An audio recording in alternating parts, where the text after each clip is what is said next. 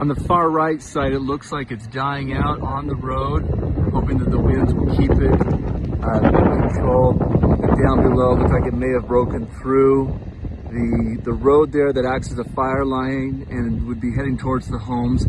Daniels Creek is at the bottom of that. That's another fire break. Hopefully that helps to keep the fire under control tonight. As of right now, I'm here in my backyard staring up at the big hollow fire that has broken out here in Heber City by the gun club. This is about a mile and a half away from my home. We do know that there's property right at the base of those flames where there are cows and horses, as well as the Seuss family, who is known for their famous animals that have been starring in multiple movies. They've got their wolves out there, so I don't know if they've already evacuated, but that is what is on my mind right now, seeing these flames come straight down towards their property.